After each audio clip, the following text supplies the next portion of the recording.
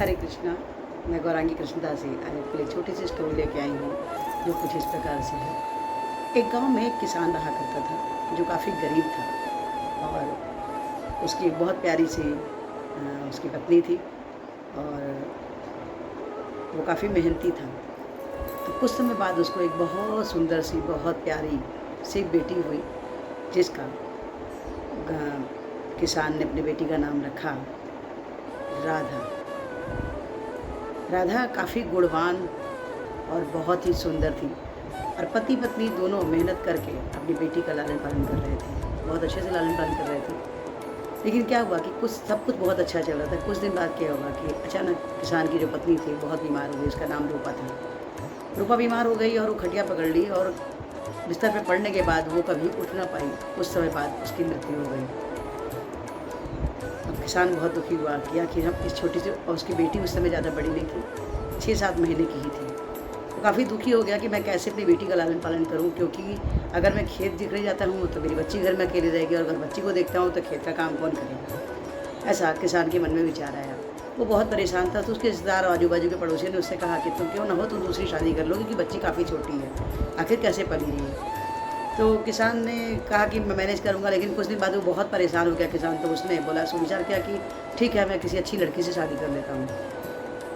तो दूर गांव के से एक गरीब घर की लड़की ले आता है जो वो भी अच्छी थी और बहुत सुंदर थी। और वो आने के बाद राधा का बहुत अच्छे से ध्यान रखने लगे। किसान बहुत खुशी था कि चलो कम से कम, मुझे सौतेली माँ का लगता था कि कैसे कैसे कैसे हमारी बच्ची को रखेगी, लेकिन ये तो बहुत ध्यान दे रही है अपने बच्चे जैसा। तो बहुत अच्छा हुआ, सब कुछ अच्छा चल रहा था। कुछ समय बाद किसान की पत्नी गर्भवती हुई और उसको भी एक बेटी की प्राप्ति हुई। लेकिन जो उसकी दूसरी बेटी थी उसका नाम उसने रखा नीरा। नीरा नाम रखा। नीरा उतनी सुंदर नहीं थी जितनी ज़्यादा राधा खूबसूरत थी। अब नीरा के जन्म के बाद, अपनी बेटी के जन्म के बाद, जो उसकी माँ थी किसान की पत्नी, वो जो है कि मीरा फिर वो राधा से जलने लग गई, क्योंकि उसको उसकी खूबसूरती देख के बहुत जलन होता था। लेकिन हाँ, अपने बच्चे की खूबसूरती उसको ज़्यादा अच्छी लगती थी और उसका ध्यान देना बंद कर दी। उसका राधा का बिल्कुल ध्यान नहीं देती थी। धीरे धीरे राधा बड़ी हुई, 2-2.5 साल की हुई। लेकिन उसकी माँ के संस्कार उसके अंदर काफ़ी थे, क्योंकि उसकी जो किसान की पहली पत्नी थी वो काफ़ी पूजा पाठ करती थी। तो जन्म से ही के कारण, जन्म उसकी इतनी अच्छी माँ का मतलब संस्कार था जन्म के पहले से ही कि वो काफ़ी अच्छी पूजा पाठ में, हर चीज़ों में लोगों का ध्यान देना वो बहुत करती थी। धीरे धीरे वो 5 साल की हुई, 7 साल की हुई, धीरे धीरे वो 11 साल की हो गई। दोनों बच्चियाँ बड़ी होने लगी। तब तक फिर से ये गर्भवती हुई और इसको एक पुत्र की भी प्राप्ति हुई। अब धीरे धीरे अपने अपने बच्चों का ज़्यादा ध्यान देती थी और राधा का बिल्कुल भी ध्यान नहीं देती थी किसान की पत्नी। और किसान इस बात को जानता था, पर घर में कला ना हो करके वो कुछ बोलता नहीं था। लेकिन अपनी बेटी को बहुत प्यार करता था, राधा को बहुत प्यार करता था। और राधा भी अपने पिताजी को, अपने बाजू वाले पड़ोसियों को, सबसे उसका प्रेम व्यवहार बहुत अच्छा था। वो सबसे बहुत प्यार करती थी, बहुत अच्छे से मिलती थी, सबकी मदद करती थी। इतना अच्छा उसका नेचर था। और जैसा उसका नाम था, गुण भी उसके वैसे ही थे। और वो काफ़ी सुंदर और सुशील थी। धीरे धीरे बढ़ते बढ़ते दोनों विवाह योग्य हो गए। तो किसान ने कहा कि क्यों ना हम दोनों की शादी कर दिया जाए। तो किसान की पत्नी बोली ठीक है। तो लेकिन हम सोच रहे हैं कि पहले हम बेटे की शादी कर दें ताकि बहू घर में आ जाए। तो किसान की पत्नी ने बेटे की शादी किया और बहू को घर में ले आए। बहू की मदद राधा हमेशा करती थी, भाभी की मदद हमेशा करती थी, हेल्प करती थी हमेशा उसको। लेकिन जो नीरा थी वो बदमाश थी। वो उसका बिल्कुल भी मतलब हमेशा मजाक उड़ाना और उसको परेशान करना भाभी को करते रहती थी। ऐसे ही चल रहा था, कुछ समय बीता। और फिर अब किसान ने बोला कि हमको बेटियों की भी शादी करनी चाहिए, क्योंकि ये लोग ज़्यादा बड़े हो गए हैं। तो किसान की दूसरी पत्नी बोलती है कि ऐसा है कि राधा तो बहुत समझदार है, वो तो कहीं भी कॉम्प्रोमाइज़ कर लेती है, अच्छे से रह लेती है। एक काम करो कि उसको गरीब घर में शादी कर दो, हमारे पास इतना पैसे तो है नहीं, और नीरा को थोड़ा अच्छे घर में शादी करते हैं ताकि, क्योंकि वो कहीं कॉम्प्रोमाइज़ नहीं कर पाएगी। तो किसान ने बोला ठीक है। बीवी की पत्नी के कहने पे वो मान गया बातों को और उसने शादी के लिए एक सुयोग्य वर्ग गरीब किसान के घर का लड़का ही देख के अपनी बड़ी बेटी का शादी किया और एक सेठ के घर में शादी किया अपनी दूसरी बेटी का। उसके बाद फिर क्या होता है कि धीरे धीरे समय बीतता रहा। उधर जो है राधा को उसके परिवार वाले बहुत प्यार करते थे, क्योंकि वो सबकी सबकी बहुत ज़्यादा मदद करती थी। और इधर नीरा नीरा के घर में नौकर चाकर लगे थे, फिर भी वो हमेशा परेशान रहती थी कि मेरा कोई ध्यान नहीं देता, मुझे कोई प्यार नहीं करता। ऐसा उसके मन में भावना रहती थी, पर ऐसा कुछ भी नहीं था।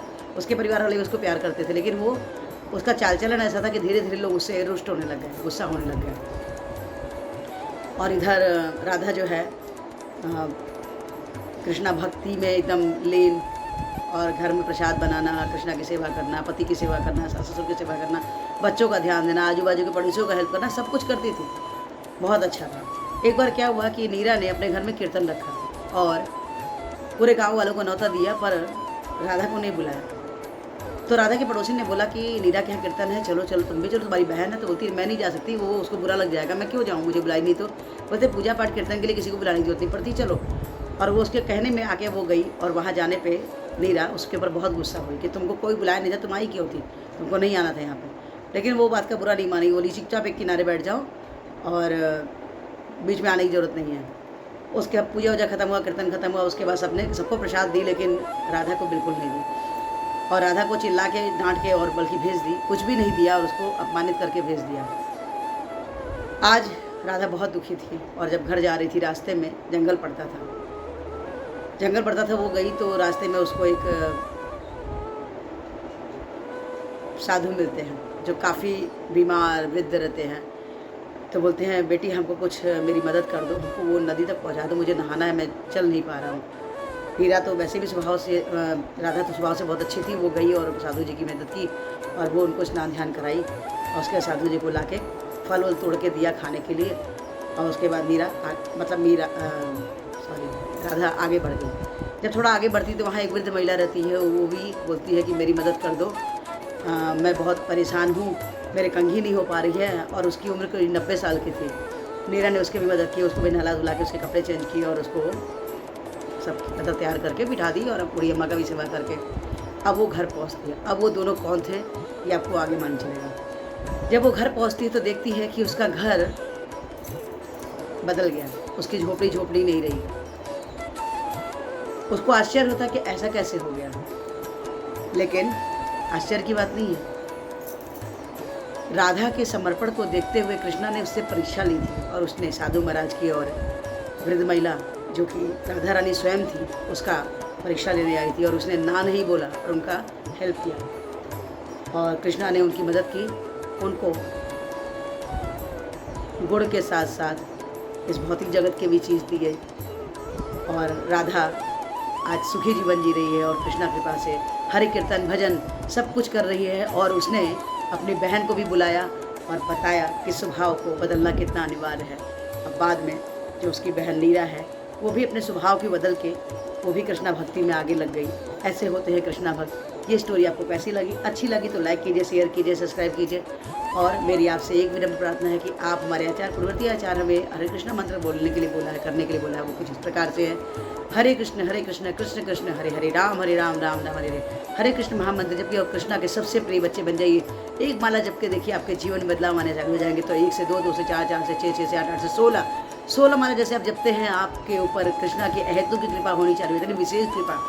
तो हरे कृष्ण महामंत्र जपिए और कृष्णा के सबसे अच्छे भक्त बन जाइए, सबसे अच्छे प्यारे बच्चे बन जाइए।